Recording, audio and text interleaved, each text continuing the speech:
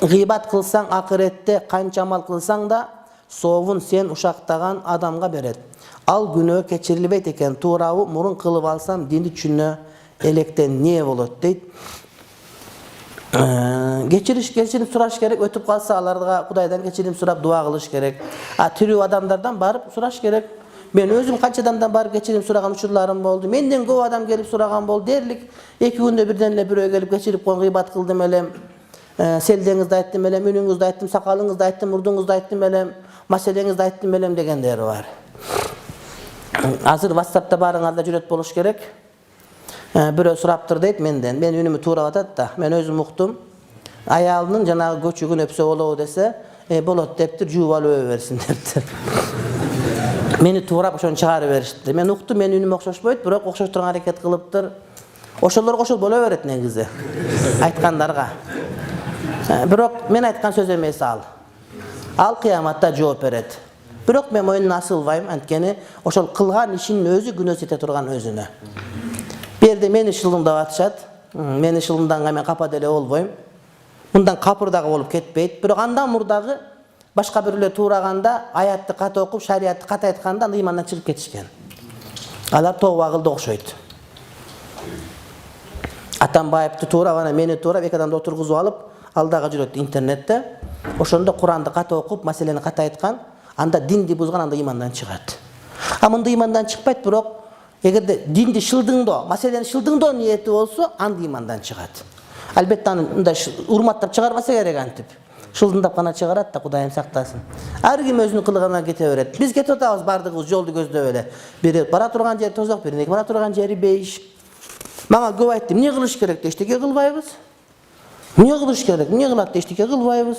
Tanып alsak, bilbesek, ünün tanып alsakçı biz, ünün tanısalar ne kılat elek biz barı emi? Biz Kudayga şingen adamdarbız. Biz antkeni irhamu man fil ardi yarhamukum man fis sema. Pendeleri geçirgende yüreğine geçirirler, Kudayım sizleri geçiret degen paygambarımızın osiyatı var. Aramdardın dağı bir urmatlı bir tuğanım, söz tınşagan, söz yetkirgen, uşak. Bir adamdın sözün başka bir adamga, ekön ortasındaki muameleni buzu üçün yetkirsen, bu uşak bolot. Uşak aytkan aram. İkincisi, gıybat. Bul dağı aram gıybat degen biröөнүн bir ayıbı var. Oşol ayıbın başka biröөгө жеткиреsin, eldin barıla bilet. Biroq aytsaң, tigi ayıptın esi uksa kapı ol oturgan bolsa bul gıybat bolot. Biröөнүн geçken murdu şırıldayt, oşonu murdu постоянно manka dep aytsaң, aytıp atkanın uksa, tigi kapı ol oturgan bolsa bul gıybat, bul aram. Gıybattın günөөsü kançalık Kur'anda Hucurat Suresi'nde gelet, özüңün bir tuğanın var go bir tuğanın. Oşol ölüp kalsa, ölüp kalgan bir tuğanın etin çiğki, kam jegenge barabar günөө. Özü bir tuğanın etin jegen bolboyt. Bir tuğan emes, adamın etin jep bolboyt. Anan anı çiğki jep andan bolboyt, bışırıp, oşonçoluk aram günөө. Bir tuğanın öldürüp, ölgön etin jep turup, çiğki rahat alıp yatan kanda alıp jesen, muna oşonda günөө bul gıybat bolot. Söz taşıgan uşakçılık jönündө Peygamber Aleyhisselam aytat. Bir ketip yoldan iki kavur turuptu, iki can kavur. Ana Peygamber aytты, uşul jerde iki adam var. İki adam bir iki günөө kılat ele. Sizler al günöөлөрдү kichine de oyloysuңar. Aneti var kalbaysıңar. Dep turup, anan bir çıvak jıgaçты butakta alıp turup nındı. İki esinde iki jaka tıştap koydu. Uşul nın butakta tesbih aytat, kurgaganga çeyin tesbih aytıp turup bulardın günөөsü jеңилдесин dep ötüp ketти Peygamberimiz. Anan suraştı Allah'ın elçisi. Bular kандай günөө kılat ele dese aytты.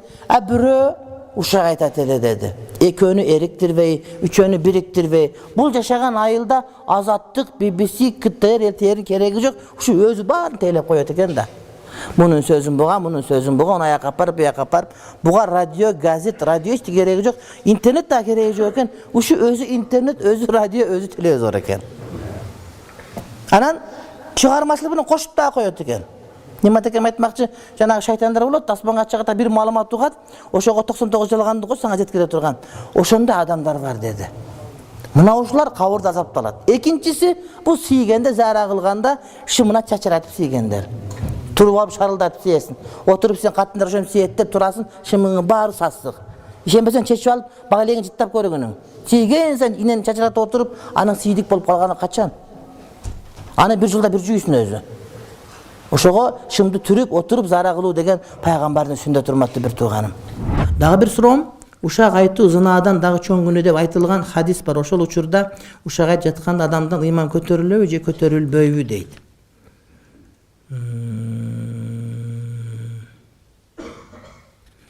Ыйман көтөрүлөт деген зына кылганга, уурулук кылганга, арак ичкенге айтылган хадис бар. Анан биз эми бул таукифи хадистерге токтойбуз да, анан ушундон чаптап кете бербейбиз да. Чоң күнөө албетте, бирок ошол эле учурда ушак айтуу жаман арам. Арам.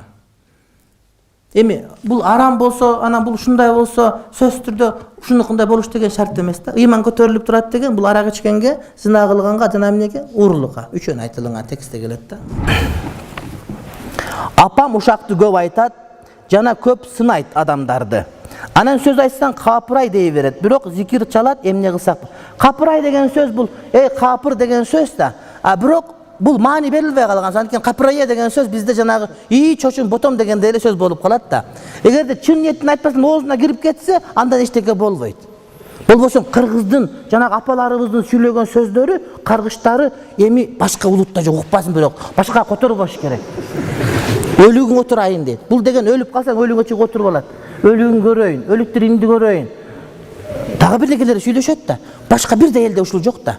Эми ошону айтайын десең, апалардын көбү ушундай айта беришет да, бирок эркелетип айтат. Анан бир күнү бир апа ушундай айтты. Ай апа дедим, ушул балаң өлүп калса, авария болуп тебелеп кетип. Анан келип үстүндө олтурбасаң, бу 100 килограмм менен. Бу чеги чыгып кетпей десем, эмне айтып атасың дагы кетейин дейт. Айтып атпайсыңбы, өлүгүң отурайын. Ошол өлүп калса өлүгүң үстүнө отурайын деген сөздү түшүнүп атамын десем, чөйлөнүп көрбөп тур да.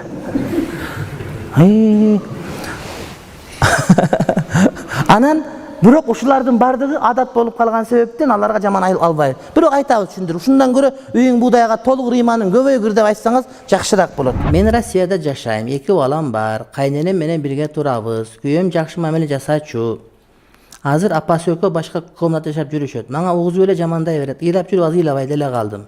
Сен эшек, доңуз ит деп тилдей берет. Өлүп калт, сен жерге кир деп каргайт. Апам айтайын десем кыйналат деп айткым келбейт. Азыр карантинде эч нерсе кыла албайм. Күйөөм кол көтөрчү болду, башым аарат, кайнемени сат айтып койсоңуз.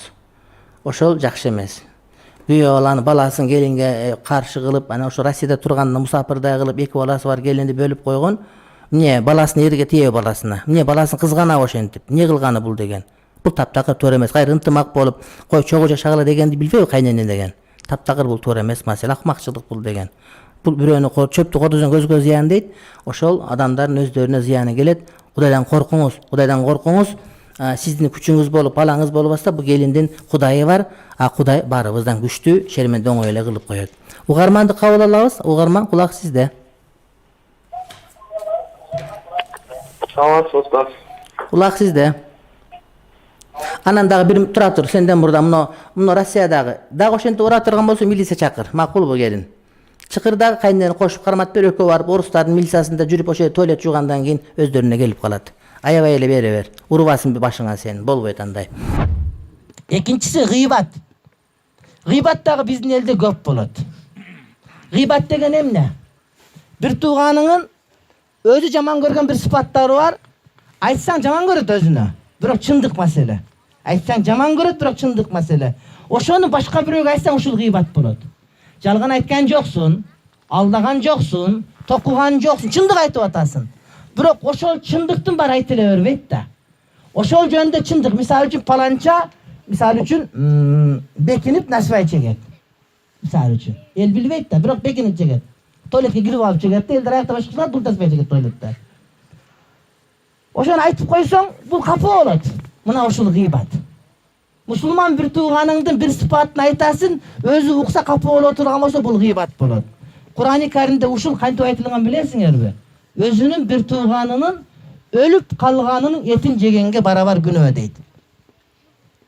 Бир тууганың бар, Эшмат деген. Ошол өлдү, жууш көмүш керек. Сен барып жамбаштан кесип алып жеп атасың. Ушул канчалык күнөө? Гыйбат мына ушундай күнөө, урматтуу бир тууганым. Мына ушул чоң күнөө. Андан кийинкиси ушак. Ушак дегенде жалган айтпайсың, чын айтасың. Болгону бирөөнүн айткан сөзүн кабын башка бирөөгө жеткирип барасың, экөөнүн мамилесин бузуш үчүн. Сен Эшмат мынтип айтты. Ташпаев минтип айтты. Сен чын айтып атасың. Жалган айткан жоксуң. Сөзүн соткага жазып алганда точка айтып атасың. Бирок эки адамдын ортосундагы мамилени бузуш үчүн айтып атасың да сен. Адамдардын ортосунда перде бар. Сыдык отурат, ортобузда перде бар. Авам менен перде бар. Кошуна ортосунда перде бар. Эгерде адамдардын бардыгы экинчиси бири жөнүндө эмне деп ойлогондугун окуп ала турган болсо, эч ким отурбайт эле бу жерде. Жакшы пикирлерибиз жабылып калат. Жакшы күнөөлөр сасыбайт. Болбосо маалам сасып кетип, атырлардын бардыгы жардамга келбейт эле, дарыянын бардыгы соок жардамга келбейт эле. Күнөөлөр сасыбайт, жана пикирлерибизге перде бар. Ошону Кудай ачып бергенден мурда сактаныш керек. Ошон үчүн жабып аткан пердени ачпастан, бирөөнүн сөзүн ташыбастан отуруш керек. Бул ушакчылык. Бул чагымчылык, урматтуу бир тууганым. Ошого окшогон нерселерден сактансак, иншалла мусулманчылык жакшы болот. Кудай таалам ишибизге, элибизге, урматтуу бир тууганым, береке, пейиз берет.